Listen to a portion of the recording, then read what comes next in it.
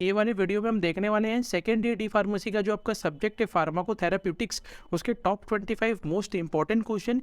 ये ऐसे क्वेश्चन है जो आपके एग्जाम में रिपीट होने के काफ़ी ज़्यादा चांसेस है। ये वाले वीडियो के पहले हमने फार्माकोलॉजी के टॉप 25 मोस्ट इंपॉर्टेंट क्वेश्चन के वीडियो को ऑलरेडी अपलोड कर दिया है। वीडियो में आगे बढ़ने से पहले अगर आपने हमारे चैनल को सब्सक्राइब नहीं किया है तो प्लीज़ कर लीजिए, क्योंकि ये वाले वीडियो के बाद आप बायोकेमिस्ट्री एंड क्लिनिकल पैथोलॉजी जो आपका सब्जेक्ट है उसके टॉप 25 मोस्ट इंपॉर्टेंट क्वेश्चन के वीडियो को जल्दी अपलोड करने वाले हैं।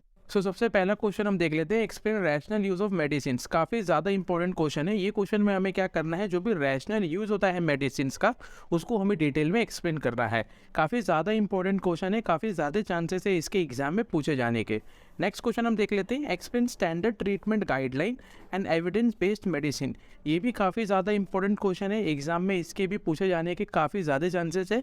तो यहाँ पे हमें क्या पूछा गया है, ट्रीटमेंट गाइडलाइंस जो होता है, जो स्टैंडर्ड ट्रीटमेंट गाइडलाइंस होता है उसको हमें अच्छे तरीके से एक्सप्लेन करना है। एंड जो भी एविडेंस बेस्ड मेडिसिन होते हैं उनको हमें क्या करना है, डिटेल में यहाँ पे लिखना है। काफ़ी ज़्यादा इंपॉर्टेंट क्वेश्चन है ये भी। नेक्स्ट क्वेश्चन हम देख लेते हैं, define hypertension, what are the risk factor associated with hypertension. ये भी क्वेश्चन काफ़ी ज़्यादा इंपॉर्टेंट है। यहाँ पे हमें क्या करना है, सबसे पहले तो हाइपरटेंशन होता क्या है उसको हमें डिटेल में एक्सप्लेन करना है। फिर हमें क्या करना है, जो भी रिस्क फैक्टर होते हैं यानी कि कौन कौन से रिस्क से हमें हाइपरटेंशन हो सकता है उसको क्या करना है, हमें यहाँ पे डिटेल में एक्सप्लेन करना है। काफ़ी ज़्यादा इंपॉर्टेंट क्वेश्चन है, इसके भी काफ़ी ज़्यादा चांसेस है एग्जाम में पूछे जाने के। नेक्स्ट क्वेश्चन हम देख लेते हैं, write in detail about pharmacological and non pharmacological treatment of hypertension. ये क्वेश्चन भी काफ़ी ज़्यादा इंपॉर्टेंट क्वेश्चन है, एग्जाम में तकरीबन ये 6 मार्क्स के लिए आपसे पूछ सकता है। यहाँ पे हमें क्या करना है, जो भी फार्माकोलॉजिकल एंड जो नॉन फार्माकोलॉजिकल तरीका होता है हाइपरटेंशन डिजीज़ को ठीक करने का, उसको यहाँ पे हमें क्या करना है, डिटेल में एक्सप्लेन करना है। नेक्स्ट क्वेश्चन हम देख लेते हैं, write in detail about pharmacological and non pharmacological treatment of congestive cardiac failure. काफ़ी ज़्यादा इंपॉर्टेंट क्वेश्चन है। यहाँ पे हमें क्या करना है, जो फार्माकोलॉजिकल ट्रीटमेंट होते हैं और जो नॉन फार्माकोलॉजिकल ट्रीटमेंट होते हैं कंजेस्टिव कार्डियक फेलियर के, उनको हमें क्या करना है, यहाँ पे डिटेल में एक्सप्लेन करना है। काफ़ी ज़्यादा इंपॉर्टेंट क्वेश्चन है, ये एग्जाम में तकरीबन आपसे 6 मार्क्स के लिए पूछ सकता है। नेक्स्ट क्वेश्चन हम देख लेते हैं, define congestive heart failure and describe its aetiopathogenesis. काफ़ी ज़्यादा इंपॉर्टेंट क्वेश्चन है, ये क्वेश्चन के भी काफ़ी ज़्यादा चांसेस है आपसे एग्जाम में पूछे जाने के। ये ऐसा क्वेश्चन है जो आपके एग्जाम में तकरीबन 3 मार्क्स के लिए आपसे पूछ सकता है। तो यहाँ पे हमें क्या करना है, जो भी कंजेस्टिव हार्ट फेलियर या फिर जो कंजेस्टिव कार्डियक फेलियर होता है उसका हमें डेफिनेशन अच्छे तरीके से लिखना है। देन हमें ये एक्सप्लेन करना है कि कंजेस्टिव कार्डियक फेलियर या फिर कंजेस्टिव हार्ट फेलियर का जो एडियोपैथोजेनेसिस होता है, यानी कि कौन कौन से कॉजेस होते हैं जिनकी वजह से हमें कार्डियक फेलियर हो सकता है, उसको हमें यहाँ पे क्या करना है, अच्छे तरीके से लिखना है। काफ़ी ज़्यादा इंपॉर्टेंट क्वेश्चन है ये भी। नेक्स्ट क्वेश्चन हम देख लेते हैं, define COPD and describe the etiopathogenesis and symptoms of COPD. तो ये भी क्वेश्चन काफ़ी ज़्यादा इंपॉर्टेंट है। ये क्वेश्चन आपके एग्जाम में तकरीबन 6 मार्क्स के लिए आपसे पूछ सकता है। यहाँ पे हमें क्या करना है, सीओपीडी यानी कि क्रोनिक ऑब्स्ट्रक्टिव पल्मोनरी डिसऑर्डर के बारे में अच्छे तरीके से लिखना है कि वो कौन से डिजीज़ होते हैं।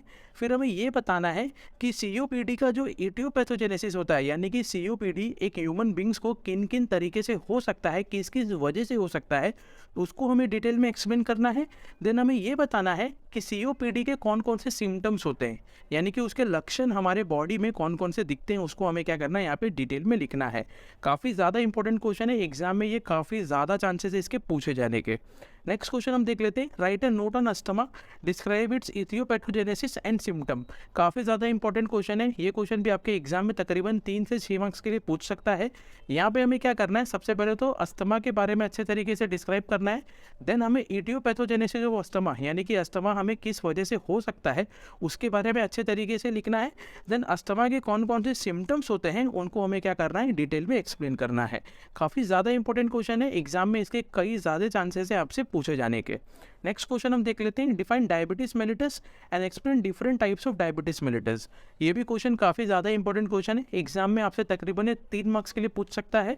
तो यहाँ पे हमें क्या करना है, सबसे पहले तो डायबिटीज मेलिटस होता क्या है उसके बारे में हमें डिटेल में लिखना है। देन हमें ये बताना है कि कितने टाइप्स के डायबिटीज मेलिटस होते हैं और उसको हमें अच्छे तरीके से एक्सप्लेन करना है। काफ़ी ज़्यादा इंपॉर्टेंट क्वेश्चन है, एग्जाम में ये कई बार पूछे जा चुके हैं और इस बार भी काफ़ी ज़्यादा चांसेस है इसके पूछे जाने के। नेक्स्ट क्वेश्चन हम देख लेते हैं, explain thyroid disorders and right pharmacological and non pharmacological treatment of thyroid disorder. काफ़ी ज़्यादा इंपॉर्टेंट क्वेश्चन है, ये क्वेश्चन आपके एग्जाम में तकरीबन 3 से 6 मार्क्स के लिए आपसे पूछ सकता है। ये वाले क्वेश्चन के भी काफ़ी ज़्यादा चांसेस है आपके एग्जाम में इस बार पूछे जाने के। तो यहाँ पे हमें क्या करना है, सबसे पहले तो थायराइड डिसऑर्डर होता क्या है उसके बारे में हमें डिटेल में लिखना है। देन थायराइड डिसऑर्डर को हम कौन कौन से ट्रीटमेंट से ठीक कर सकते हैं, यानी कि उसके कौन से फार्माकोलॉजिकल ट्रीटमेंट होते हैं एंड कौन कौन से नॉन फार्माकोलॉजिकल ट्रीटमेंट होते हैं जिनकी वजह से हम थायराइड डिसऑर्डर को ठीक कर सकते हैं, उसके बारे में हमें क्या करना है, डिटेल में लिखना है। नेक्स्ट क्वेश्चन हम देख लेते हैं, write in detail about manifestation of epilepsy and it's pharmacological and non pharmacological treatment. ये भी क्वेश्चन काफ़ी ज़्यादा इंपॉर्टेंट क्वेश्चन है, एग्जाम में तकरीबन आपसे ये 6 मार्क्स के लिए पूछ सकता है। यहाँ पे हमें क्या कर रहे हैं, सबसे पहले तो एपिलेप्सी का जो मैनिफेस्टेशन होता है उसको हमें अच्छे तरीके से एक्सप्लेन करके लिखना है। देन हमें क्या बताना है, जो भी pharmacological and non pharmacological treatment होता है एपिलेप्सी का, उसको हमें यहाँ पे अच्छे तरीके से लिखना है। काफ़ी ज़्यादा इंपॉर्टेंट क्वेश्चन है, एग्जाम में ये काफ़ी बार पूछे जा चुके हैं और इस बार भी ये पूछे जाने के काफ़ी ज़्यादा चांसेस है इसके। नेक्स्ट क्वेश्चन हम देख लेते हैं, give an overview on the management of Alzheimer disease bye drug and non drug approach. तो ये क्वेश्चन भी काफ़ी ज़्यादा इंपॉर्टेंट क्वेश्चन है, एग्जाम में तकरीबन आपसे 3 मार्क्स के लिए पूछ सकता है। तो यहाँ पे हमें क्या करना है, सबसे पहले तो अल्जाइमर डिजीज़ होते क्या है उनके बारे में बताना है एंड अल्जाइमर डिजीज़ को हम कौन कौन से ड्रग एंड कौन कौन से नॉन ड्रग मेथड से हम ठीक कर सकते हैं उसके बारे में हमें डिटेल में यहाँ पे एक्सप्लेन करना है। नेक्स्ट क्वेश्चन हम देख लेते हैं, explain pharmacological and non pharmacological treatment of stroke. ये क्वेश्चन भी काफ़ी ज़्यादा इंपॉर्टेंट क्वेश्चन है, इसके भी काफ़ी ज़्यादा चांसेस है इस बार आपसे एग्जाम में पूछे जाने के। ये ऐसा क्वेश्चन है जो आपके एग्जाम में तकरीबन 3 से 6 मार्क्स के लिए पूछ सकता है। यहाँ पे हमें क्या करना है, जो भी फार्माकोलॉजिकल ट्रीटमेंट एंड जो भी नॉन फार्माकोलॉजिकल ट्रीटमेंट होते हैं स्ट्रोक के, उसको हमें क्या करना है, डिटेल में यहाँ पे एक्सप्लेन करना है। नेक्स्ट क्वेश्चन हम देख लेते हैं, explain the treatment in gastroesophageal reflux disease. ये भी काफ़ी ज़्यादा इंपॉर्टेंट क्वेश्चन है, तो इसके अंदर हमें क्या बताना है, गैस्ट्रोइसोफेगल डिजीज़ के अंदर हम कौन कौन से ट्रीटमेंट का यूज़ करते हैं उसको हमें यहाँ पे डिटेल में लिखना है। नेक्स्ट क्वेश्चन हम देख लेते हैं, write a note on alcoholic liver disease. काफ़ी ज़्यादा इंपॉर्टेंट क्वेश्चन है, यहाँ पे हमें क्या करना है, जो भी अल्कोहलिक लिवर डिजीज़ होता है उसको हमें डिटेल में एक्सप्लेन करना है। ये क्वेश्चन ऐसा क्वेश्चन है तो तकरीबन आपसे 3 मार्क्स के लिए एग्जाम में ये पूछ सकता है। नेक्स्ट क्वेश्चन हम देख लेते हैं, write a note on inflammatory bowel disease. So काफ़ी ज़्यादा इंपॉर्टेंट क्वेश्चन है, इसमें हमें क्या करना है, जो भी इन्फ्लामेटरी बोवल डिजीज होता है उसको हमें डिटेल में अच्छे तरीके से एक्सप्लेन करना है। ये क्वेश्चन आपके एग्जाम में तकरीबन 3 मार्क्स के लिए आपसे ये पूछ सकता है। नेक्स्ट क्वेश्चन हम देख लेते हैं, what are the etiopathogenesis and clinical manifestation of iron deficiency anaemia.